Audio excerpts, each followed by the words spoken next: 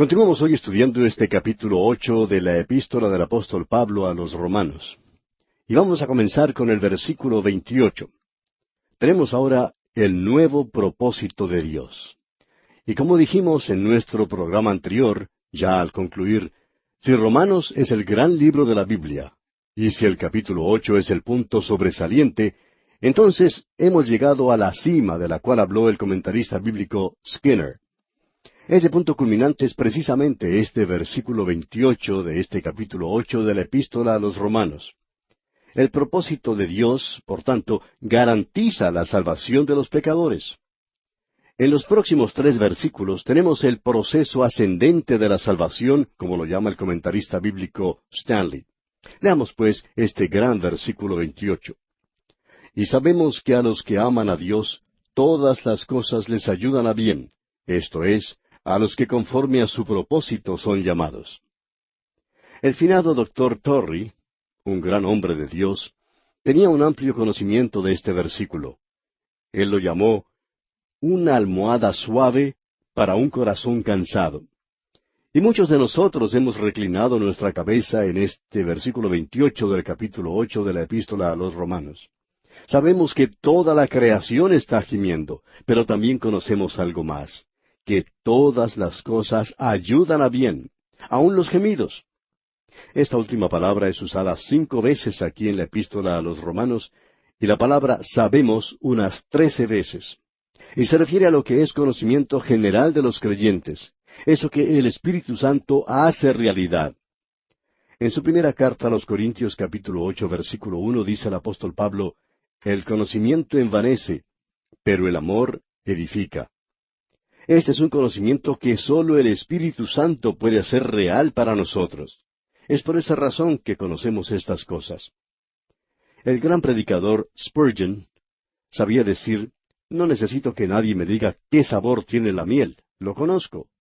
Y le digo a usted que yo sé que Dios me ama.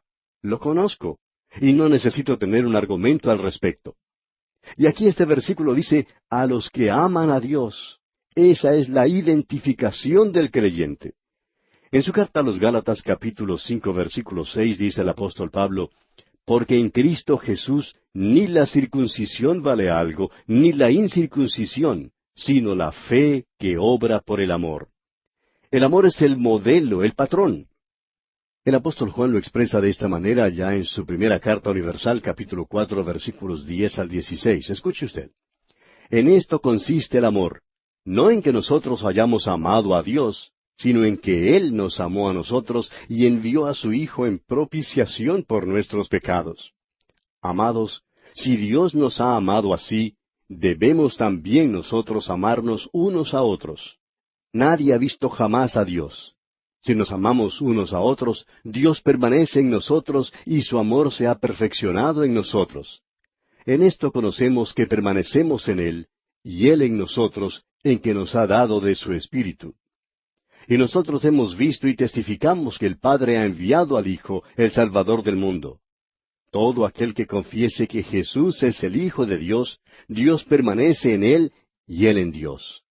Y nosotros hemos conocido y creído el amor que Dios tiene para con nosotros. Dios es amor, y el que permanece en amor, permanece en Dios y Dios en él. Hasta aquí las palabras del apóstol Juan. Amigo oyente, usted tendrá dificultades creyendo que Dios le ama y que usted ama a Dios si usted tiene problemas con los demás hombres. Es decir, si está odiando a otros creyentes. Recuerde que le amamos porque Él nos amó primero. Y el apóstol Pedro dice en su primera carta, capítulo 1, versículo 8, a quien amáis sin haberle visto, en quien creyendo, aunque ahora no lo veis, os alegráis con gozo inefable y glorioso. Lo que puede llenar de gozo y alegría su vida es el hecho de que amamos a Dios y que podemos saber que le amamos hoy mismo. Luego encontramos estas palabras en este versículo 28. Todas las cosas les ayudan. Y eso quiere decir literalmente todas las cosas, tanto las cosas buenas como las malas, las cosas rectas como las oscuras, las cosas dulces como las amargas, las fáciles como las difíciles, las alegres y las tristes, la prosperidad y la pobreza, la salud y la enfermedad, la calma y la tormenta, la comodidad y el sufrimiento. la vida y la muerte. Todas las cosas ayudan. Esto es algo causativo. Quiere decir que Dios está obrando sobre todas estas cosas y que ellas no son accidentes. Jacob podía decir, todas las cosas están contra mí, pero el apóstol Pablo dice, todas las cosas están en mi favor. Y eso es maravilloso, amigo oyente. El doctor J. Vernon McGee, autor de estos estudios bíblicos, da una versión un poco personal de este versículo 28 que quizá nos aclare algo más lo que en él se dice. Dice el doctor McGee, y sabemos, esto es, con conocimiento divino, quiere decir que sabemos porque el Espíritu de Dios nos lo ha revelado, que los que aman a Dios, todas las cosas les ayudan a bien, esto es, a los que conforme a su propósito son llamados. Ahora, hasta aquí en este capítulo hemos visto que sabemos, y esto es, conocimiento divino, porque sólo el Espíritu de Dios lo puede revelar. Y Él se lo puede revelar a usted también, amigo oyente, para que usted sepa que todas las cosas le ayudan a bien. Y esto quiere decir, como ya hemos mencionado, todas las cosas, e incluye todo en general. ¿Usted recuerda a José? Ese personaje bíblico que, mirando hacia atrás en su vida, una vida llena de vicisitudes, desengaños y sufrimientos, pudo decir a sus hermanos, quienes habían sido responsables por mucho de lo que le sucedió a él, pudo decirles, como vemos allá en el capítulo 50 de Génesis, versículo 20, José les dijo, vosotros pensasteis mal contra mí, mas Dios lo encaminó a bien. Estamos seguros que en su vida y en la mía, amigo oyente, como hijos de Dios, nosotros podremos mirar atrás algún día y decir, todo ha sido para bien. Job en el capítulo 13, versículo 15 pudo decir, he aquí aunque él me matare, en él esperaré. Esa es la clase de fe que nos hace falta en estos días, amigo oyente. Nosotros no somos siervos temporales, y sabemos que Él realizará todas las cosas para bien, porque Él es quien las motiva, Él es quien les da energía, y tendrán su resultado, porque Él es quien las respalda. Jeremías podía clamar, ¿para qué salí del vientre? ¿Para ver trabajo y dolor? Y ese es el clamor de muchos de nosotros en estos días. Fue durante el terremoto que sacudió a la ciudad de San Francisco en el estado de California, Estados Unidos, que un santo de Dios caminó entre los escombros y la destrucción. Él miró todo eso y sonrió. Un amigo que lo vio le preguntó, ¿cómo te puedes sonreír en un momento como este? A lo cual él contestó, me gozo en saber que tengo un Dios que puede sacudir al mundo. Es maravilloso, amigo oyente, poder enfrentar la vida y la muerte de esa manera. El apóstol Pablo podía hacer frente a la muerte sin temor. Allá en el libro de los Hechos de los Apóstoles, capítulo 21, versículo 13, leemos, entonces Pablo respondió, ¿qué hacéis llorando y quebrantándome el corazón? Porque yo estoy dispuesto no solo a ser atado, mas aún a morir en Jerusalén por el nombre del Señor Jesús. Muchos de nosotros quisiéramos llegar a un lugar como ese cuando hemos comprometido nuestra vida completamente para Cristo. Eso es para aquellos que conforme a su propósito son llamados, como dice este versículo 28, aquí en el capítulo 8 de la Epístola a los Romanos. Esto puede ser muy difícil de aceptar para muchas personas. Ahora, los llamados no son solamente los que han recibido una invitación, sino que también la han aceptado. Son nacidos de lo alto y conocen por experiencia propia el amor de Dios. El apóstol Pablo hace referencia a 3 grupos de personas, y creemos que son los 3 grupos que se encuentran en el mundo en la actualidad. Él los describe en su primera carta a los Corintios, capítulo 1, versículos 23 y 24, y dice, pero nosotros predicamos a Cristo crucificado, para los judíos ciertamente tropezadero, y para los gentiles locura, mas para los llamados, así judíos como griegos, Cristo, poder de Dios y sabiduría de Dios. Aquí tiene usted los 3 grupos. Los judíos confiaban en la religión, los ritos y el ritualismo. Para ellos la cruz era piedra de tropiezo. Y los griegos, los gentiles, ellos confiaban en la filosofía y el saber humano. Para ellos la cruz era locura. Pero los llamados, ellos forman un grupo diferente. Ellos salían de entre los judíos y de entre los griegos o gentiles, eran elegidos. No en base a su religión, su sabiduría o su superioridad. Dios los llamó, y para ellos la cruz es la dinamita de Dios para salvación. Los llamados escucharon el llamado de Dios. Eso es lo importante. Permítanos aquí hacer una ilustración con una tortuga. Supongamos que vamos a un charco donde hay 10 tortugas. Y usted les dice a las tortugas, quisiera enseñarles a volar. 9 de ellas dicen, no tenemos ningún interés, nosotros somos tortugas. A nosotras nos gusta estar aquí, nos gusta el lodo, nos gusta la zona, nos gusta ese ambiente. Sin embargo, una de las tortugas dice, a mí sí me gustaría volar. Y esa es la llamada, esa es la que aprende a volar. Ahora eso no tiene nada que ver con las otras tortugas. Ellas son tortugas porque son tortugas. Los perdidos son perdidos, les gusta estar de esa manera. No hay ninguna persona en este mundo, amigo oyente, a la que se le esté forzando a que sea perdida. Ellas son las que han elegido ese camino. Un jovencito quería formar parte de la iglesia y los diáconos le estaban haciendo algunas preguntas y le dijeron, ¿cómo te salvaste? Él les contestó, Dios hizo su parte y yo hice la mía. Le volvieron a preguntar entonces, ¿cómo es eso de que Dios hizo su parte y tú la tuya? Y él les contestó, la parte de Dios es salvarme. Mi parte es la de pecar. Yo corrí de su presencia tan rápido como mi corazón pecaminoso y mis piernas rebeldes me podían llevar. Y él corrió detrás de mí hasta que me alcanzó. Amigo oyente, esa es la manera como yo fui salvo también. ¿Es esa la manera como usted fue salvo? Así es como sucede. Ahora esto no cambia para nada el hecho de que todo aquel que quiere puede ir a Cristo. Usted puede ir. Todo aquel que cree será salvo. Alguien lo ha explicado de una manera un poco diferente. Quizás haya dicho, los elegidos son todos aquellos que quieren, mientras que los no elegidos son aquellos que no quieren. Y todo ello según su propósito. Amigo oyente, si usted no ha reconciliado su mente y su corazón con el propósito de Dios y con la voluntad de Dios, es hora de que lo haga porque este es el universo de Dios. Él lo hizo. Yo no sé por qué habrá hecho al mundo redondo. ¿Por qué no lo habrá hecho cuadrado? No lo sé, ni tampoco Él me lo dijo. Pero Él lo hizo así, redondo, porque es la forma que Él quiso hacerlo. Permítanos decirle que su propósito, es decir, el propósito de Dios, se va a llevar a cabo y que Él tiene el conocimiento y el poder para hacerlo. Y cualquier cosa que Dios hace, cualquier cosa que mi Dios haga, amigo oyente, está bien. No diga usted que Dios no tiene derecho para hacer tal o cual cosa. Él tiene el derecho y cuando lo hace bien. Él es justo y Él es amoroso. Y también lo es cualquier cosa que Él haga. En el pasado hubo un gran teólogo llamado Simeón. Él decía que siempre predicaba sobre el capítulo 8 de esta epístola a los Romanos por 3 razones. Primero, porque cortaba de raíz el orgullo. Segundo, porque cortaba de raíz la soberbia. Y tercero, porque también cortaba de raíz la desesperación. Y esa es la razón por la cual él predicaba la doctrina de la elección. Y créanos, amigo oyente, usted nunca podrá felicitarse a sí mismo y decir, lo hice yo, lo he hecho porque soy tan inteligente.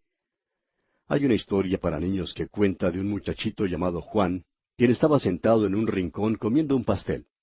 Metió su dedo en el pastel y sacó una ciruela y se dijo, ¡qué inteligente que soy! Amigo oyente, hay muchos miembros de la iglesia como este muchachito Juan, sentados en un rincón sin hacer prácticamente nada, solo metiendo su dedo en el pastel, por así decirlo, y sacando las ciruelas, y creen que son muy inteligentes. Permítanos decirle, amigo oyente, que Dios es quien controla todo. Esto es obra suya, su sabiduría. Todo es de Él y es su propósito el que se está llevando a cabo. Mejor es que nos inclinemos ante Él, porque la voluntad de Dios sale de la eternidad pasada como una planadora. No crea usted que la podrá detener, amigo oyente. En efecto, lo mejor es que se suba en ella y continúe el viaje con Él. Así es como Él lleva a término las cosas y nos sorprende verdaderamente. Bien, los próximos 2 versículos de este capítulo 8 de la epístola a los Romanos son los versículos 29 y 30, los cuales vamos a leer juntos para poder apreciarlos mejor.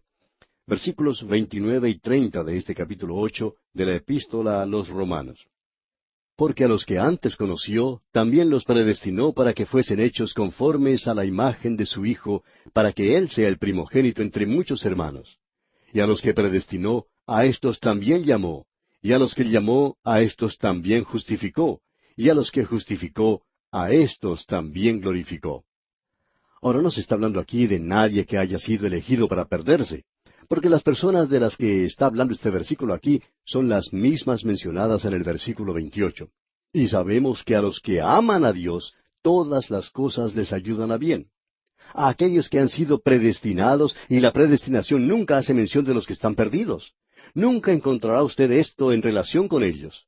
Si alguno comienza a hablar de cierta persona predestinada a perderse, pues no está siendo fiel a la Escritura. La Biblia no dice eso, amigo oyente. La Biblia sí dice que cuando Dios le salva, Él le va a ayudar para que culmine con éxito su obra. Eso es lo que dice simplemente. Y a los que predestinó, a éstos también llamó. Y a los que llamó, a éstos también justificó. Y a los que justificó, a éstos también glorificó, dice el versículo 30. Es realmente sorprendente esta sección sobre la santificación. Y él ni siquiera menciona el ser santificado. ¿Por qué? Porque es la obra de Dios. Es la obra de Dios en el corazón y en la vida del creyente. Este aquí es el propósito eterno de Dios, y simplemente quiere decir lo siguiente, que cuando el Señor, que es el gran pastor de las ovejas, quien también es el buen pastor de las ovejas, y el pastor verdadero de las ovejas, cuando Él comienza con 100 ovejas, va a terminar con 100 ovejas. Cuando Él comienza con 100 ovejas, Él no va a perder ninguna de ellas. ¿Recuerda usted que el Señor contó una parábola relacionada con esto? Él dijo que había un pastor, un buen pastor, y ese es Dios, el Señor Jesús. Una ovejita se perdió, se fue, y él podía haber dicho, bueno, que se vaya. Ya tenemos 99 bien seguras en el redil. Tenemos un buen porcentaje. Ahora, cualquiera que ha criado ovejas sabe muy bien que nunca alcanza un promedio de 99%. Si uno obtiene un poco más del 50% de las que nacieron, se tiene que dar por satisfecho y poder llevar a todas ellas al mercado. Pero estamos hablando de un pastor excepcional. Él no se siente satisfecho con 99, a quienes Él llamó y justificó. Si Él justificó a 100 ovejas, amigo oyente, Él va a glorificar a 100 ovejas, porque cuando esa ovejita se perdió, Él fue a buscarla, porque Él va a terminar con 100 ovejas. Un día sucederá así, y permítame hacerlo un poco personal. Un día Él comenzará a contar 1, 2, 3, 4, 5, y todos ustedes estarán incluidos allí. 95, 96, 97, 98, 99 y... ¿Dónde se metió Samuel Montoya? Y entonces dirá, bueno, parece que él no pudo llegar. Lo dejaremos ir porque muchas personas pensaban que él no llegaría de todas maneras, así que lo dejaremos que se pierda. Amigo oyente, gracias a Dios que no lo dejará ir, porque ese pastor dice que si él se sale del redil, él lo irá a buscar. Y lo único que dejará por un momento son ovejas con hambre. Eso es todo. Esta no es una doctrina para asustar. Esta es una doctrina maravillosa. Quiere decir que yo estaré allí. Quiere decir que usted estará allí si es que ya ha confiado en Él. Él es el gran pastor. No me diga, amigo oyente, que esta es una doctrina que da miedo, que da temor. Esta es una de las doctrinas más reconfortantes que tenemos en estos días en que vivimos. Y luego el apóstol continúa en el versículo 31 y dice, ¿qué pues diremos a esto? Y mi respuesta es, ¿qué podemos decir? No tengo nada que agregar. Es demasiado hermoso. Y continúa este mismo versículo diciendo, si Dios es por nosotros, ¿quién contra nosotros? ¿Quién puede estar en contra de nosotros, amigo oyente? Dios está de nuestro lado. Nadie puede estar en contra nuestra. Nadie podrá siquiera acusarnos. El apóstol es bien específico en esta situación y nos dice en el versículo 32, el que no escatimó ni a su propio Hijo, sino que lo entregó por todos nosotros, ¿cómo no nos dará también con Él todas las cosas? Note usted cuán hermoso es todo esto. Él no escatimó a su propio Hijo, Él dio a su Hijo. Él perdonó al hijo de Abraham, pero no a su propio Hijo. Él entregó a su Hijo para morir por nosotros. Y Él nos dará todas las cosas que necesitamos. Ahora quizá alguien diga, pero yo no puedo aguantar. Amigo oyente, Él hará eso por usted. Él lo sostendrá. El pastor es el que guarda, el que sostiene a sus ovejas. Y sus ovejas están seguras, amigo oyente. Y no es porque las ovejas sean inteligentes, más bien son torpes. Un ganadero dice que las ovejas son en realidad torpes. Y él sabía esto porque las criaba. Fíjese usted, no tienen garras filosas, no se pueden proteger a sí mismas. Tampoco tienen afilados colmillos.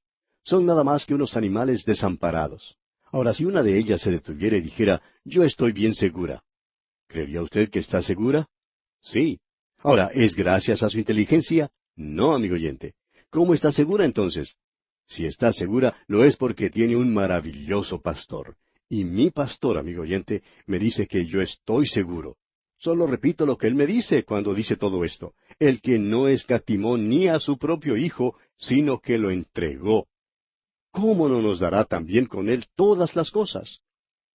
El famoso predicador Dwight L. Moody solía contar lo siguiente. Si yo fuera la joyería más fina de la ciudad de Nueva York, y allí me mostraran el diamante más bello que tuvieran, y el dueño me dijera, tómelo, es suyo. Yo diría, usted no quiere decir que me está regalando este diamante tan valioso. Y el dueño diría, sí, es suyo. Moody dijo, si él me lo regaló, yo no dudaría un momento para pedirle un pedazo de papel para envolverlo y llevarlo conmigo. Amigo oyente, si Dios entregó a su propio Hijo para morir por usted, Él no escatimó a su Hijo. ¿No cree usted entonces que Él puede darle todo lo que necesita en esta vida y la venidera? No se puede pedir nada mejor que esto, amigo oyente. Notemos ahora lo que dice el versículo 33. ¿Quién acusará a los escogidos de Dios? Dios es el que justifica. ¿Quién acusará a los escogidos de Dios, amigo oyente? Usted no puede acusarlos de nada. ¿Y sabe por qué? La razón la encontramos en el siguiente versículo, y aquí comienza la lista de quién es quién. En la primera parte del versículo 34 dice, ¿quién es el que condenará? Dios ha puesto su trono detrás de los elegidos. Ellos son pecadores justificados. Dios está detrás de ellos. ¿Quién los condenará? Nadie los puede condenar. ¿Y sabe por qué? Porque Cristo murió. El resto de este versículo 34 dice, el que también intercede por nosotros. Usted puede notar que hay 4 cosas que Él hizo por nosotros. Murió por nosotros, resucitó por nosotros, nos libró de nuestras ofensas y resucitó para nuestra justificación. Pero eso no es todo. También está a la diestra de Dios. Él está allí en este momento. No importa dónde esté usted, quién sea usted o cómo esté usted. Él puede verlo ahora mismo. Él es el Cristo viviente. ¿Lo necesita usted, amigo oyente? ¿Por qué no va a Él? ¿Por qué no recurre a Él? Él es el Cristo viviente. Él también intercede por nosotros. ¿Oró usted por usted mismo esta mañana? Debió hacerlo. Debemos orar por nosotros mismos. Si usted dejó de hacerlo, Él no perdió esa ocasión. Él oró por usted. Él intercede. En esta mañana Él pudo haber dicho, allá va Samuel otra vez. Puede tropezar si no lo cuidamos. Pero Él nos cuida, amigo oyente. Maravilloso, ¿verdad? Son pues 4 cosas por las cuales, como ya sabe, no se puede acusar a los elegidos de Dios por lo que Él ha hecho por nosotros. 4 cosas que Cristo ha hecho por nosotros. Y aquí, amigo oyente, vamos a detenernos por hoy porque nuestro tiempo, una vez más, toca ya a su fin. Continuaremos en nuestro próximo programa.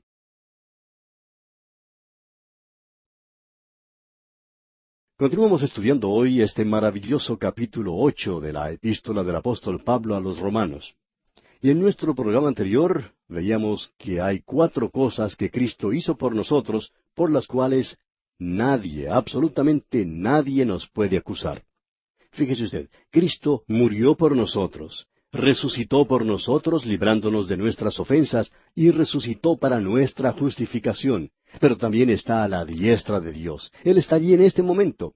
No importa dónde esté usted, quién sea usted o cómo esté usted. Él puede verlo ahora mismo. Él es el Cristo viviente. Y Él también intercede por nosotros. Amigo oyente, ¿oró usted por usted mismo esta mañana? Debió hacerlo. Debemos orar por nosotros mismos. Ahora, si usted dejó de hacerlo, Él no perdió esa ocasión. Él oró por usted. Él intercede. Esta mañana Él quizá dijo, allá va ese señor otra vez y puede tropezar si no lo cuidamos. Porque Él nos cuida, amigo oyente. Maravilloso, ¿no le parece? Son pues 4 cosas por las cuales no se puede acusar a los elegidos de Dios por lo que Él ha hecho por nosotros. Siguiendo ahora adelante encontramos otras cosas que también son maravillosas aquí en este versículo 35 de este capítulo 8 de la epístola a los Romanos. Leamos la primera parte. ¿Quién nos separará del amor de Cristo? Ahora Pablo hace esa pregunta y luego enumera todo lo que uno pudiera imaginarse. Continúe leyendo ese versículo conmigo, el versículo 35. ¿Tribulación? ¿O angustia? ¿O persecución?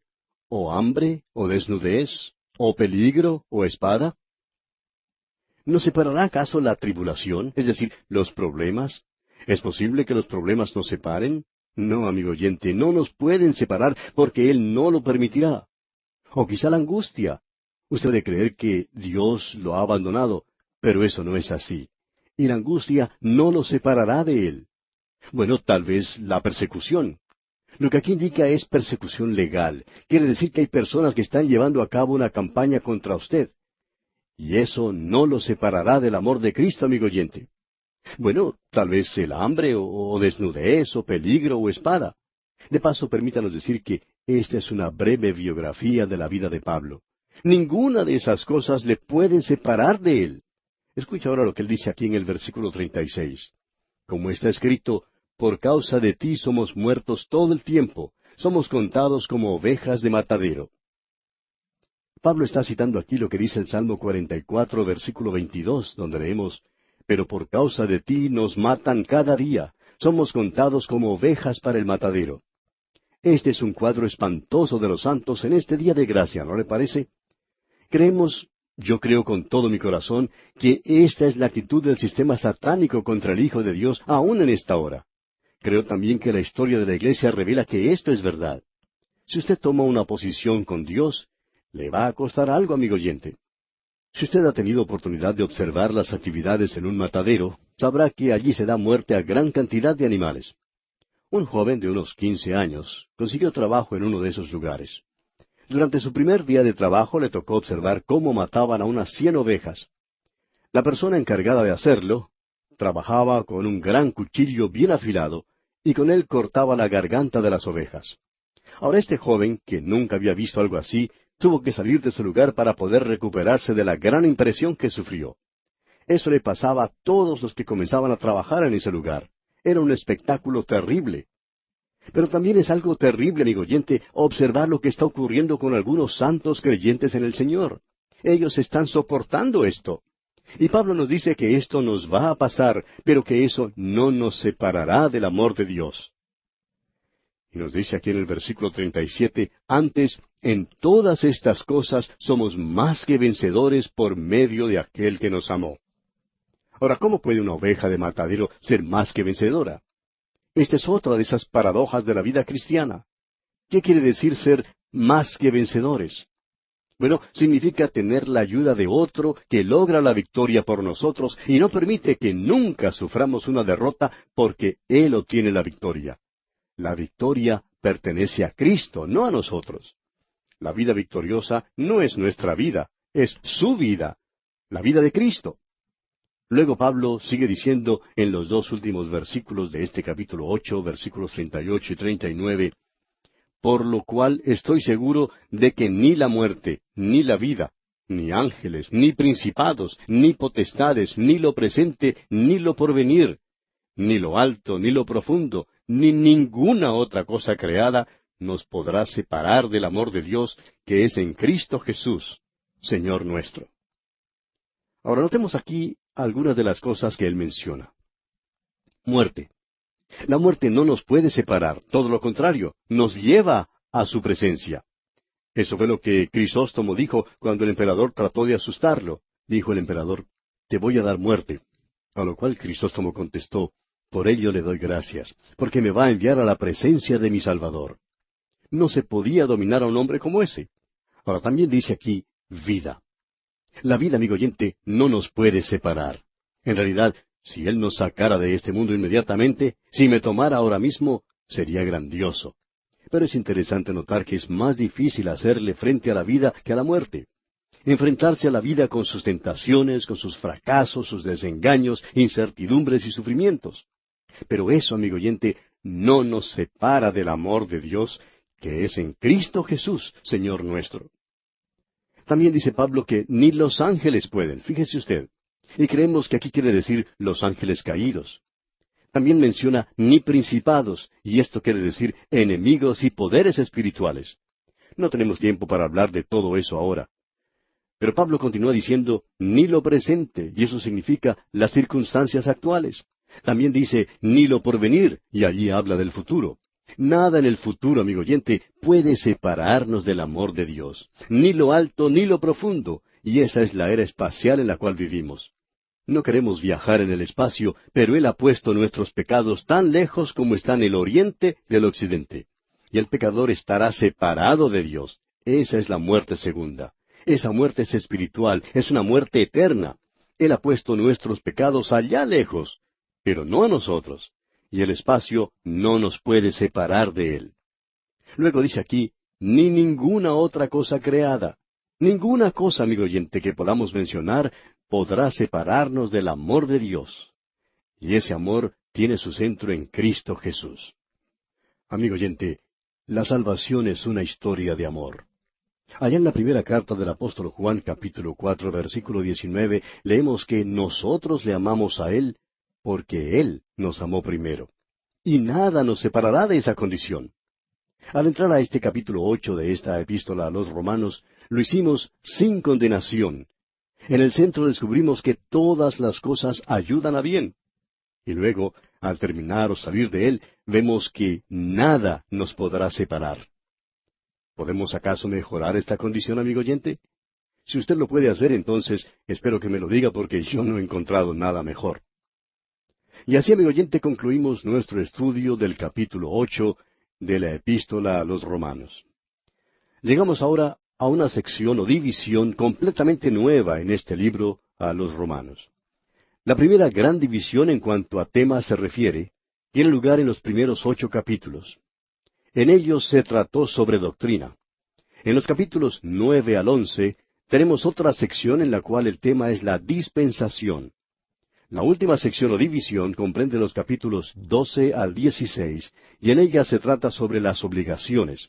Así es que en este libro, en esta epístola, encontramos 3 grandes temas: la doctrina, la dispensación y la obligación.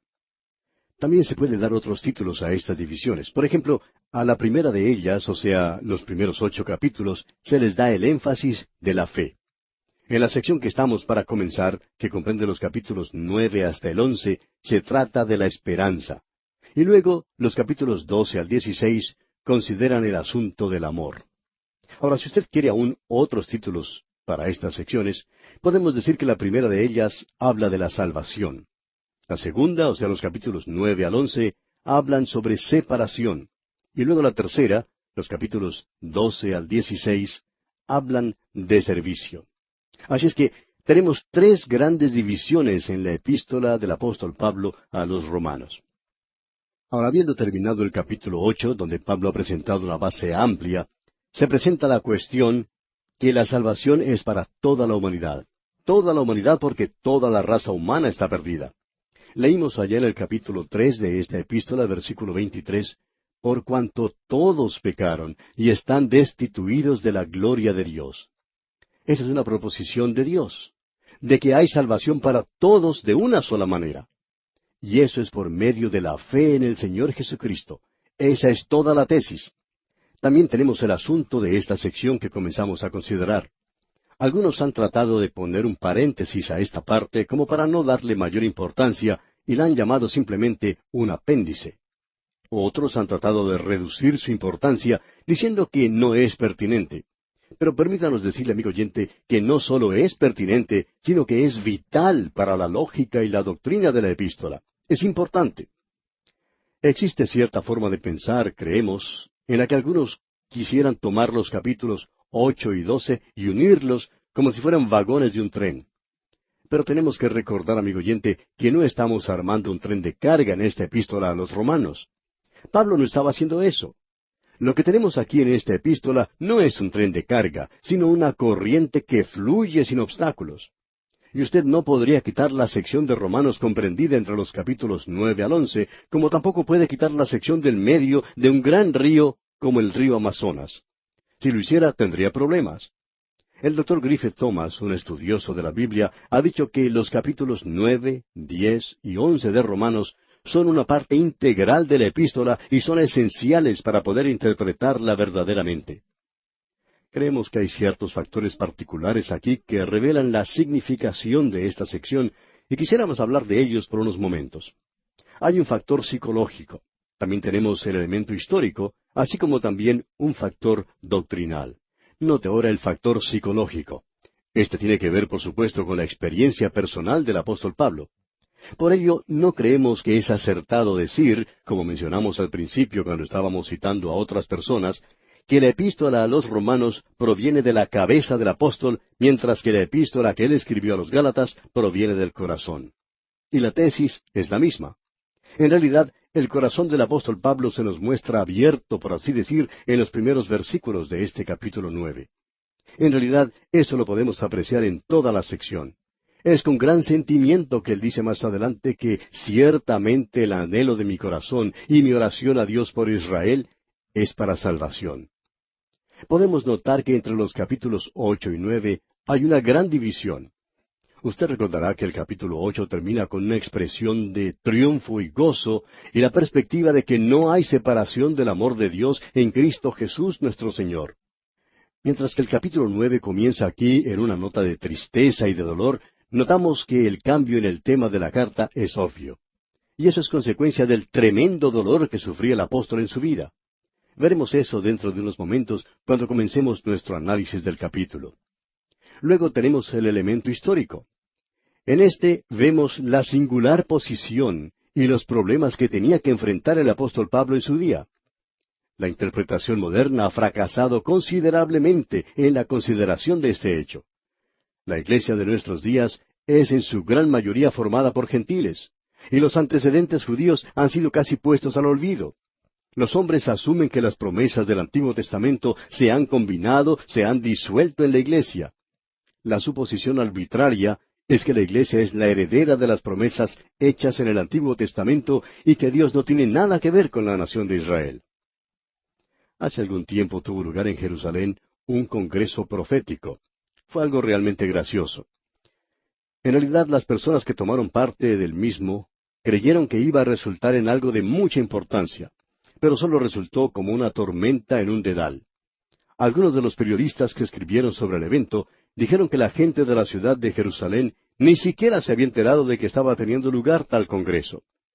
Podemos comparar eso con el concilio de Jerusalén mencionado en el capítulo 15 de los Hechos, cuando toda la ciudad fue sacudida. Creemos que ese congreso que tuvo lugar en fecha más reciente fue algo arbitrario. La realidad es que muchos de los que estaban presentes en ese congreso no tenían ningún lugar para la nación de Israel en los planes de Dios para el futuro. Pensaban que Dios no tenía nada que hacer con Israel. Si eso hubiera sido cierto, ¿por qué ir a Jerusalén a tener un congreso profético? Se lo podría haber realizado en cualquier otro lugar, menos en Jerusalén. Pero podemos ver que Dios no ha desechado a la nación de Israel. Quizá usted ha llegado a esa conclusión luego de haber estudiado los primeros 8 capítulos de esta epístola a los Romanos, pero Pablo aclarará ahora que Dios no ha rechazado a su pueblo. Permítanos leer a continuación una declaración del Dr. Stifler, quien comentó lo siguiente. Se ha pensado, se ha asumido tácitamente en la interpretación cristiana, que el día del judaísmo ya ha pasado, que una iglesia elegida fundada en la fe en Cristo era el propósito de la ley y de los profetas, y que los judíos tenían la obligación de dejar todas sus peculiaridades e ingresar en la iglesia. Tal suposición es atribuida por los judíos al apóstol Pablo. Extrañamente se olvida que la iglesia madre en Jerusalén y en Judea nunca tuvo a ningún gentil en su congregación, pero ninguno podía ser admitido, y que cada miembro de ese cuerpo primitivo de decenas de miles era celoso de la ley. Aceptaron a Jesús como el Mesías, pero no abandonaron ninguna de sus costumbres y esperanzas del Antiguo Testamento. El cristianismo ha sufrido bastante con la constante preocupación de querer interpretarlo desde el punto de vista gentil en lugar de hacerlo desde el punto de vista judío. La iglesia en Jerusalén, y no las iglesias de Antioquía, Éfeso o Roma, provee la única perspectiva histórica suficiente. Hasta aquí la declaración del Dr. Stifler. Amigo oyente, el asumir hoy en día que Dios no tiene nada que ver con la nación de Israel es un punto de vista muy limitado. Pablo da una categórica respuesta a la pregunta que tenemos en el capítulo 11 de la epístola a los Romanos, versículo 1. Dice Pablo, ¿ha desechado Dios a su pueblo? Y responde, en ninguna manera. Él va a mostrar que las promesas que Dios hizo a la nación de Israel son promesas que serán cumplidas a esa nación. También que Dios ha hecho varias promesas a la iglesia, y que Dios está llamando a un pueblo elegido de entre los judíos y los gentiles. Y eso es exactamente lo que el gran concilio en Jerusalén decidió, según lo vemos allá en el capítulo 15 del libro de los Hechos de los Apóstoles. Vamos a leer ese pasaje porque es de suma importancia. Esto es en realidad lo esencial para la interpretación de la profecía. Escuche mientras leemos Hechos capítulo 15, versículos 13 al 18. Dice así: Y cuando ellos callaron, Jacobo respondió diciendo: Varones hermanos, oídme. Simón ha contado cómo Dios visitó por primera vez a los gentiles para tomar de ellos pueblo para su nombre. Y con esto concuerdan las palabras de los profetas, como está escrito: Después de esto volveré y reedificaré el tabernáculo de David que está caído, y repararé sus ruinas, y lo volveré a levantar, para que el resto de los hombres busque al Señor, y todos los gentiles, sobre los cuales es invocado mi nombre, dice el Señor, que hace conocer todo esto desde tiempos antiguos. Como usted ve, amigo oyente, Dios está llamando un pueblo para su nombre. El apóstol Pablo, en los primeros 8 capítulos de esta epístola a los Romanos, está interesado con los grandes temas del pecado, la salvación y la santificación. En los ritos de este siglo, las ceremonias no tienen ningún lugar ante Dios. La fe es lo único que tiene valor. Y aquí se incluye a todas las personas, sea cual fuere su raza. El apóstol Pablo comenzó esta epístola a los Romanos diciendo en el versículo 16 del capítulo 1 que era primeramente para los judíos. Ahora creemos que lo que él quiso decir se refería al orden cronológico, es decir, fue dado a los judíos primero. Dijimos que esta sección es de suma importancia. No trata la doctrina cristiana, sino que habla de la escatología de la Biblia, es decir, la sección profética que revela que Dios no ha desechado a su pueblo. Y así llegamos al primer versículo de este capítulo 9. Y aunque ya no nos queda mucho tiempo, vamos a estudiarlo y vamos a ver hasta dónde avanzamos. Hemos dedicado mucho tiempo a la introducción de este capítulo, dada la significación que tiene. En este capítulo 9, usted puede apreciar la forma en que Dios obró con Israel. En el capítulo 10 veremos cómo Dios está obrando en el presente con Israel, mientras que en el capítulo 11 veremos cómo Dios obrará en el futuro con la nación de Israel. Es importante notar que el apóstol Pablo está hablando de la historia pasada de la nación israelita en función de los propósitos de Dios. La razón por la cual Dios trata del pasado no es consecuencia de sus cualidades excepcionales ni de sus esfuerzos superiores. Por el contrario, todas las acciones de Dios se basan en su propia y soberana voluntad. Él obra por medio de la misericordia en sus tratos con Israel y con todos los demás. También creemos que lo hace así en sus tratos con usted y conmigo, amigo oyente. Veamos, pues, lo que dice el apóstol Pablo en este primer versículo del capítulo 9. Verdad digo en Cristo, no miento, y mi conciencia me da testimonio en el Espíritu Santo. Esa parece una introducción muy ceremoniosa, especialmente cuando proviene del apóstol Pablo. Pero debemos recordar que cuando él escribió esto, él era prácticamente un enemigo de su propio pueblo. Allá en el capítulo 23 del libro de los Hechos de los Apóstoles, versículo 12, leemos: Venido el día, algunos de los judíos tramaron un complot, y se juramentaron bajo maldición, diciendo que no comerían ni beberían hasta que hubiesen dado muerte a Pablo. Ahora, en el versículo 2 de este capítulo 9 de su epístola a los Romanos, dice el apóstol Pablo, que tengo gran tristeza y continuo dolor en mi corazón. El apóstol sentía angustia por sus compatriotas porque él estuvo en su condición antes. Él era un fariseo, y él deseaba ahora que ellos vinieran a Cristo tal cual él había hecho. Luego sigue diciendo en el versículo 3, porque deseara yo mismo ser anatema, separado de Cristo, por amor de mis hermanos, los que son mis parientes según la carne. Lo que Pablo está expresando aquí es simplemente su deseo y nada más. Él termina de decirnos en el capítulo 8 que nada nos puede separar del amor de Dios que es en Cristo Jesús. Y ahora él dice, deseara yo mismo ser anatema, separado de Cristo. Ahora él no podía hacer eso, por lo que dijo anteriormente. Es sólo una manera de expresar un deseo.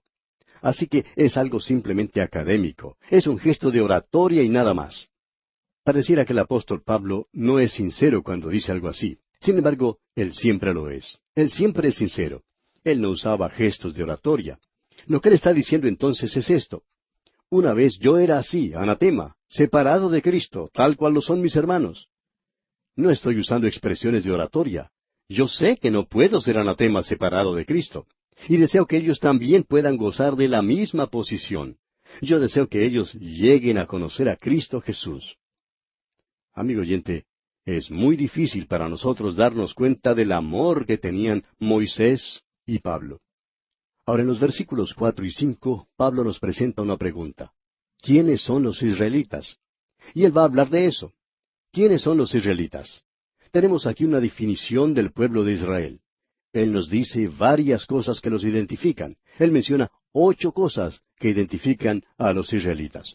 Pero vamos a dejar la consideración de este aspecto para nuestro próximo programa, Dios mediante, porque nuestro tiempo por hoy ya ha terminado.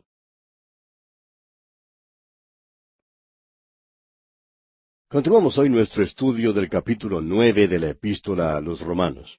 Y en nuestro programa anterior vimos que Pablo dice que él deseara él mismo ser anatema, es decir, maldición, separado de Cristo. Pero vimos también que él no podía hacer eso por lo que había dicho anteriormente allá en el capítulo 8, de que nada nos puede separar del amor de Dios que es en Cristo Jesús. De modo que es solo una manera de expresar un deseo. Es algo simplemente académico, es un gesto de oratoria y nada más. Ahora parece que el apóstol Pablo no fuera sincero cuando dice algo así. Sin embargo, él siempre lo es, él siempre es sincero. Lo que él estaba diciendo entonces es esto. Una vez yo era así, anatema, es decir, maldición, separado de Cristo, tal cual lo son mis hermanos. No estoy usando expresiones de oratoria, yo sé que no puedo ser anatema, separado de Cristo, y deseo que ellos también puedan gozar de la misma posición. Yo deseo que ellos lleguen a conocer a Cristo. Amigo oyente, es muy difícil para nosotros darnos cuenta del amor que tenían Moisés y Pablo.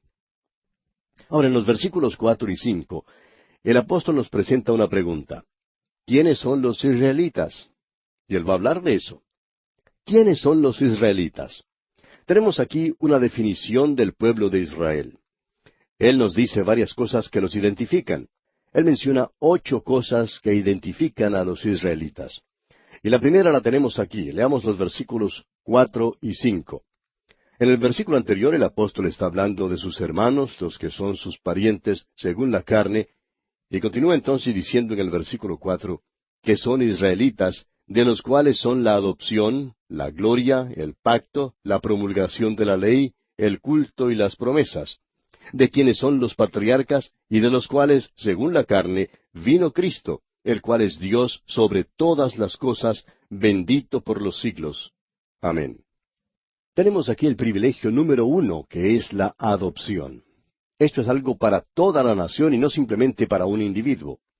A la única nación que Dios llamó mi hijo fue a la nación de Israel. Allá en el libro de Éxodo capítulo 4, versículo 22 leemos, y dirás a Faraón, Jehová ha dicho así, Israel es mi hijo, mi primogénito. Y luego en Deuteronomio capítulo 7, versículo 6 dice, porque tú eres pueblo santo para Jehová tu Dios. Jehová tu Dios te ha escogido para hacerle un pueblo especial, más que todos los pueblos que están sobre la tierra. Amigo oyente, o Dios dijo lo que quería decir, o no lo dijo. Y si no quiso decir eso, entonces no sé por qué usted cree en las palabras que leemos allá en el Evangelio según San Juan, capítulo 3, versículo 16. Pero yo creo en Juan 3:16, como creo en Deuteronomio 7:6 en su totalidad.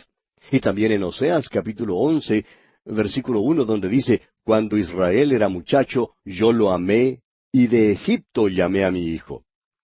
Dios habla de la nación y no simplemente de individuos, y de la nación como si fuera su hijo. Dios nunca dijo eso de ninguna otra nación. La adopción le pertenece a ellos. Ahora, la siguiente palabra es gloria. Y esto quiere decir que la presencia física de Dios estaba con ellos y fue manifestada en el tabernáculo y más adelante en el templo. Se nos dice allá en Éxodo capítulo 40, versículo 25, y no podía entrar Moisés en el tabernáculo de reunión, porque la nube estaba sobre él, y la gloria de Jehová lo llenaba. Ellos son los únicos que han tenido la presencia visible de Dios. Nosotros no tenemos en el día de hoy la presencia visible de Dios. Debemos recordar eso. Hace algunos años, un hombre que tenía una carpa dijo que se podía ver ángeles caminando sobre la carpa. También dijo que se podían ver dentro de la carpa. Ahora, cuando uno escucha una declaración como esa, se da cuenta que algo anda mal. Pero parece que hay una explicación. Más tarde alguien dijo que este hombre murió borracho. Y bueno, nos imaginamos que luego de haber tomado unas copas, pues uno podía haber visto ángeles andando por todas partes en esa carpa. Y quizá él los vio. Pero volviendo a lo que dijimos anteriormente, solo Israel tuvo la presencia visible de Dios. Ninguna otra nación tuvo ese privilegio. La iglesia no lo tiene, como tampoco lo tiene individuo alguno. Si usted anoche tuvo una visión mientras dormía, pues le sugerimos que no diga que Dios le dio esa visión. Él no lo hizo. Trate más bien de recordar qué fue lo que comió antes de irse a dormir. Entonces tendrá una explicación. Pero Dios le dio a ellos, es decir, a la nación de Israel, la gloria, y eso los identifica. Ahora, en tercer lugar, vemos que también les dio el pacto. Eso es lo que sigue en tercer lugar. Ahora, ciertos pactos pertenecen a la nación de Israel. Dios se los había prometido. Por ejemplo, Dios hizo un pacto con Abraham. Él hizo un pacto con la nación. Él hizo un pacto con David, que su linaje reinaría no solamente en su pueblo, sino también algún día en el mundo entero. Esos fueron pactos. Nosotros, su iglesia, no hemos recibido nada más que el nuevo pacto.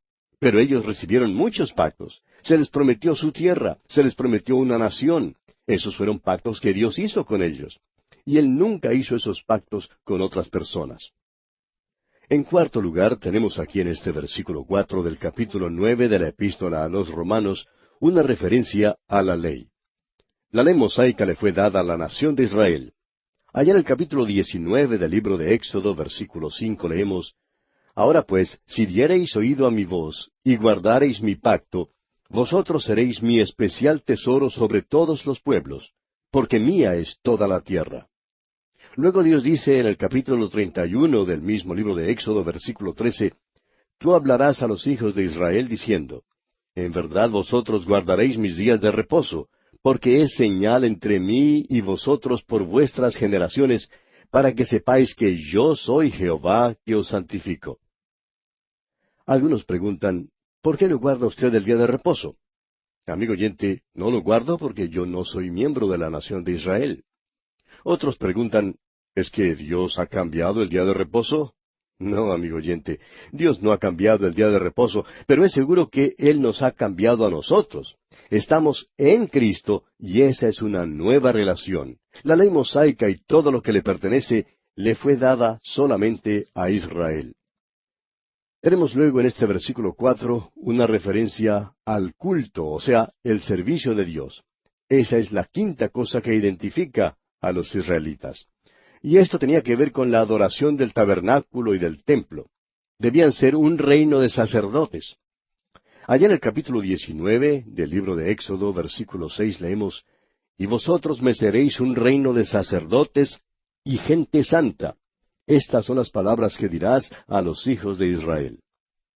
Ahora la nación abandonó a Dios, pero Dios no abandonó su propósito de que debían ser sacerdotes. Dios tomó a la tribu de Leví y les dio la responsabilidad de servir y de cuidar el tabernáculo y más tarde el templo. En el reino milenario, la nación de Israel nuevamente ejercerá el sacerdocio de Dios aquí en la tierra. Tenemos ahora la última palabra del versículo 4 que constituye la sexta cosa que identifica a los israelitas, y es las promesas. El Antiguo Testamento abunda en promesas que fueron hechas a este pueblo. Por ejemplo, leamos en Génesis capítulo 12, versículos 1 al 3, donde dice, Pero Jehová había dicho a Abraham, Vete de tu tierra y de tu parentela, y de la casa de tu padre, a la tierra que te mostraré. Y haré de ti una nación grande, y te bendeciré, y engrandeceré tu nombre, y serás bendición. Bendeciré a los que te bendijeren, y a los que te maldijeren maldeciré, y serán benditas en ti todas las familias de la tierra. También vemos que Dios le dijo a Josué, allá en el capítulo 1 del libro de Josué, versículo 2, Mi siervo Moisés ha muerto. Ahora pues, levántate y pasa este Jordán, tú y todo este pueblo, a la tierra que yo les doy a los hijos de Israel. Como usted ve, pues, amigo oyente, los hijos de Israel debían poseer la tierra. Ahora mucha gente hoy en día pasa el río Jordán, pero no porque Dios les dé algún mandato de pasarlo, como mandó a Israel que lo pasara. Nunca hemos creído que alguna parte de la tierra de Israel pertenezca a quienes atraviesan hoy el río Jordán. La tierra está comenzando a florecer con una rosa, pero todavía hay mucha de esa tierra que sigue siendo infructuosa. Será una tierra linda una vez más cuando el Señor Jesús venga a reinar. La tierra de Palestina fue dada solamente a los judíos. Bien, pasando ahora al versículo 5, continuamos con esta lista de lo que identifica al pueblo de Israel. Y tenemos primeramente allí la palabra patriarcas, que se constituye en la séptima cosa que identifica a este pueblo, y que obviamente se refiere a Abraham, a Isaac y a Jacob. Y en octavo y último lugar tenemos la palabra Cristo, que es la palabra griega que significa Mesías. Cristo vino según la carne, vino a esta tierra, era judío. La mujer samaritana junto al pozo lo llamó judío allá en el capítulo 4 del Evangelio según San Juan, versículo 9. Pero Pablo tiene cuidado en decir que nosotros, los creyentes en Cristo, no le conocemos según la carne. Y aun si a Cristo conocimos según la carne, ya no lo conocemos así, como dice en su segunda carta a los Corintios, capítulo 5, versículo 16. Pablo identifica a Jesús como Dios. Y para Pablo, Cristo es el Dios hombre. El evangelista Juan en el capítulo 1 de su Evangelio, versículo 14, dice, «Y aquel Verbo fue hecho carne, y habitó entre nosotros, y vimos su gloria, gloria como del unigénito del Padre, lleno de gracia y de verdad». Cristo vino como un bebé humano a la nación de Israel. La mujer junto al pozo lo identificó como miembro de esa nación, y creemos que ella estuvo en mejores condiciones, en mejor posición para decir quién era, que algunos de los supuestos eruditos de hoy en día, que se sientan en sus sillas giratorias en alguna biblioteca añeja, mientras formulan teorías contrarias a la deidad de Jesucristo. Quizá Cristo el Mesías deba ser separado de los otros 7 distintos que hemos considerado en este pasaje, porque es más grande que todos los demás. Porque como dice allá en Hebreos capítulo 2, versículo 16, ciertamente no socorrió a los ángeles, sino que socorrió a la descendencia de Abraham. La nación de Israel de otros tiempos ya ha sido definida. Ahora vamos a identificarla en los tiempos de Pablo y luego también en los tiempos nuestros. Continuemos con este capítulo 9 y leamos ahora el versículo 6. No que la palabra de Dios haya fallado, porque no todos los que descienden de Israel son israelitas. Ahora, esta es una expresión extraña, porque no todos los que descienden de Israel son israelitas. En otras palabras, los judíos en los tiempos de Pablo hicieron la pregunta en cuanto al por qué todos los judíos no habían aceptado sinceramente a Cristo, siendo que ésta era una nación elegida. ¿No constituye eso un fracaso de parte de Dios? Y Pablo trató en parte este problema allá en el principio del capítulo 3 de esta epístola a los Romanos. Ahora Pablo hará una distinción entre la descendencia natural de Jacob y la descendencia espiritual. Esta es una distinción que creemos es sólo aplicable a la nación de Israel. Y Pablo no incluye aquí a los gentiles en ninguna manera. La palabra de Dios no había fallado sino el pueblo de Dios. Las promesas de Dios son incondicionales. Leamos ahora el versículo 7. Ni por ser descendientes de Abraham son todos hijos, sino en Isaac te será llamada descendencia. Este versículo es un golpe devastador al argumento de quienes trataban de hacer frente a Pablo. Si la descendencia fuera contada en base al nacimiento natural, entonces los ismaelitas, los madianitas y los edomitas tendrían que ser incluidos. Un buen árabe bien pudiera alegar diciendo, bueno, yo soy hijo de Abraham. Y por supuesto que no se le puede arguir en contra de eso. Él es hijo de Abraham, tal como todos los demás son de la descendencia física de Abraham. Ahora, ser descendiente natural de Abraham no constituía de por sí ninguna seguridad de que uno era hijo según la promesa. Usted recordará que los judíos en una ocasión le dijeron al Señor Jesús, «Nuestro padre es Abraham». Jesús les dijo, «Si fueseis hijos de Abraham, las obras de Abraham haríais». Luego el Señor siguió hablándoles y les dijo, «Vosotros sois de vuestro padre el diablo, y los deseos de vuestro padre queréis hacer. Él ha sido homicida desde el principio y no ha permanecido en la verdad porque no hay verdad en él. Cuando habla mentira, de suyo habla, porque es mentiroso y padre de mentira. Bien, pasemos ahora al versículo 8 de este capítulo 9 de la carta a los Romanos. Esto es, no los que son hijos según la carne son los hijos de Dios, sino que los que son hijos según la promesa son contados como descendientes. El apóstol Pablo hace una distinción clara entre los elegidos y los no elegidos en la nación de Israel. En el capítulo 21 del libro de los Hechos de los Apóstoles, versículo 20, el doctor Lucas nos dice, cuando ellos lo oyeron, glorificaron a Dios y le dijeron, ya ves, hermano, cuántos millares de judíos hay que han creído, y todos son celosos por la ley. Vemos, pues, que había en Israel miles de judíos que se convirtieron a Cristo después de su muerte y resurrección.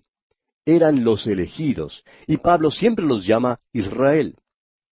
Se dice más sobre este tema allá en el libro de Apocalipsis.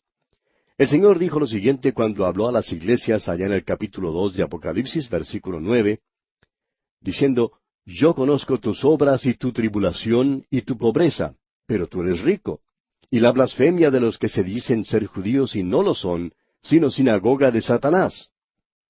Y en el capítulo 3 del mismo libro de Apocalipsis, versículo 9 dice, he aquí yo entrego de la sinagoga de Satanás los que se dicen ser judíos y no lo son, sino que mienten. He aquí yo haré que vengan y se postren a tus pies y reconozcan que yo te he amado. Volviendo ahora al capítulo 9 de esta epístola a los Romanos, escribe Pablo aquí en el versículo 9, porque la palabra de la promesa es esta, por este tiempo vendré y Sara tendrá un hijo. Los hijos según la promesa no son aquellos que creyeron algo. Isaac no creyó antes de nacer. Isaac era la descendencia prometida. Dios prometió y Dios cumplió su palabra. Ahora el versículo 10 dice, y no solo esto, sino también cuando Rebeca concibió de uno, de Isaac nuestro padre. Isaac y Rebeca también son presentados como una ilustración de este principio de la elección divina. Y continuamos en el versículo 11, pues no habían aún nacido, ni habían hecho aún ni bien ni mal, para que el propósito de Dios conforme a la elección permaneciese, no por las obras, sino por el que llama. Aunque este versículo está en paréntesis, su verdad es de suma importancia. Es posible que alguien ofrezca alguna explicación del por qué Dios rechazó a Israel, pero no hay posibilidad de eso en esta ilustración. Aquellos muchachos eran gemelos. Dios rechazó la línea de primogenitura natural y escogió al menor. En aquel entonces, Jacob no había hecho ningún bien ni tampoco había hecho algún mal a Esaú. Dios no se apoya en el nacimiento para su elección, ya que no hay diferencia alguna entre el nacimiento del uno y del otro, ni se apoya sobre su carácter ni sobre sus obras. Pablo aclara entonces aquí que toda la elección divina se apoya sobre el propósito de Dios conforme a la elección. Además de eso, califica su declaración diciendo que no es por algún mérito o buenas obras, sino únicamente según el deseo de Dios el que llama. Y Godet sugiere que el llamamiento en este versículo no es a la salvación. Leamos ahora el versículo 12. Se le dijo, el mayor servirá al menor. Esta es una cita del capítulo 25 del libro de Génesis, versículo 23, que fue dado antes de que nacieran los dos muchachos. Dice allá, y le respondió Jehová, 2 naciones hay en tu seno, y 2 pueblos serán divididos desde tus entrañas. El un pueblo será más fuerte que el otro pueblo, y el mayor servirá al menor. Y continúa Pablo diciendo aquí en este capítulo 9 de su epístola a los Romanos, versículo 13, como está escrito, a Jacob amé, mas a Esaú aborrecí. Y este es otro texto citado del último libro del Antiguo Testamento, el libro de Malaquías, capítulo 1, versículos 1 y 2. Esta declaración no fue hecha sino hasta después que los dos muchachos habían vivido por muchos años, y ya 2 naciones habían nacido de ellos, o sea, unos 2000 años más tarde. Una vez un estudiante le dijo al doctor Griffith Thomas, un profesor en Biblia, que él tenía dificultad con este pasaje porque no podía comprender por qué Dios aborreció a Esaú. El doctor Thomas contestó que él también tenía dificultad con el pasaje, pero que su dificultad surgía de otra cosa. Él no podía comprender por qué Dios amaba a Jacob. Es fácil ver por qué Dios rechazó a Esaú, amigo oyente, pues era pícaro. Era un tipo impío, lleno de soberbia, y él, tanto como sus descendientes, quisieron vivir sin Dios y le volvieron sus espaldas. También yo creo que puedo comprender por qué Dios aborreció a Esaú, pero no puedo comprender por qué escogió a Jacob. La Biblia nos dice que Dios hizo su selección conforme a su soberana voluntad. Pasemos ahora al versículo 14 de este capítulo 9 de la Epístola a los Romanos. ¿Qué pues diremos? ¿Que hay injusticia en Dios? En ninguna manera. Claro que la respuesta a esta pregunta es un resonante y rotundo no. Considere usted con cuidado el hecho de que el hombre natural se rebela contra la soberanía de Dios. Si alguna cosa se deja a Dios para que Él haga la selección, el hombre inmediatamente concluye que hay alguna injusticia. ¿Por qué es eso? Hay quienes han aplaudido a los presidentes de su país en los últimos años. Al parecer se han hecho algunas malas decisiones durante los años en que han ejercido su cargo, y en algunos casos el resultado ha sido que miles de jóvenes han muerto en las guerras. Probablemente nunca nos enteremos completamente de todo lo que ha habido o todo lo que ha transcurrido detrás de aquellas decisiones. Pero, ¿sabe usted quiénes pusieron a esos hombres en el poder? Los ciudadanos los pusieron en el poder, y nos parece que se trata del mal juicio de parte de los electores. Sin embargo, no desconfiamos de las decisiones de los hombres. ¿Por qué entonces desconfiamos de la decisión de Dios? Ahora no podemos eludir todo el pensamiento que se presenta aquí. Esta es la doctrina de la elección, y no podemos evadir el tema de la elección ni acomodarlo porque algunos se opongan a tal doctrina. Además, no podemos reconciliar la elección soberana de Dios con el libre albedrío de los hombres. Ambos son verdad. No podemos entremeternos en los tratos misteriosos de Dios, pero sí podemos confiar que Él obrará con justicia. Debemos aceptar este versículo en su significado literal. Yo soy solo una pequeña criatura en la tierra, y a Él le es posible quitarme la vida en cualquier momento. Yo soy solo una criatura, y Él es Dios. ¿Voy a tener yo la audacia de pararme ante su presencia, mirarle a la cara y cuestionar lo que Él hace? Permítanos decirle, amigo oyente, que eso constituiría una abierta y flagrante rebelión contra Dios. Hoy yo me inclino ante mi Creador y mi Redentor, sabiendo que cualquier elección que Él haga es la correcta. A propósito, si es que a usted no le gusta lo que Él hace, quizá deba apartarse de su universo para crear uno que sea suyo. Porque si usted crea su propio universo, puede entonces dictar sus propias leyes, sus propias reglas, sus propias normas. Pero mientras usted viva en el universo de Dios, tendrá que portarse según las reglas de Dios. El hombre en su pequeñez no puede sino inclinarse ante el Dios Todopoderoso para decir, en ti no hay ninguna injusticia. Continuemos ahora con el versículo 15 de este capítulo 9 de la Epístola a los Romanos. Pues a Moisés dice, tendré misericordia del que yo tenga misericordia, y me compadeceré del que yo me compadezca. Esta es una cita del capítulo 33 del libro de Éxodo, versículo 19. Moisés había dicho que quería ver la gloria de Dios, y se puede suponer que Dios accedió a su petición por el solo hecho de que Él era Moisés. Él era el líder del Éxodo, era fiel, ocupaba una posición exaltada. Y Dios le dijo a Moisés que Él le mostraría su gloria, pero le aclaró bien que su acción no se basaría en manera alguna en algo que la persona de Moisés tuviera. Dios le mostró su gloria porque era Dios y a causa de su misericordia soberana. ¿Sabe usted, amigo oyente, por qué Dios me salvó? No fue porque yo sea quien soy, sino porque Él es Dios. Él hizo la selección y yo me inclino delante de Él. Ahora el versículo 16 dice, así que no depende del que quiere ni del que corre, sino de Dios que tiene misericordia.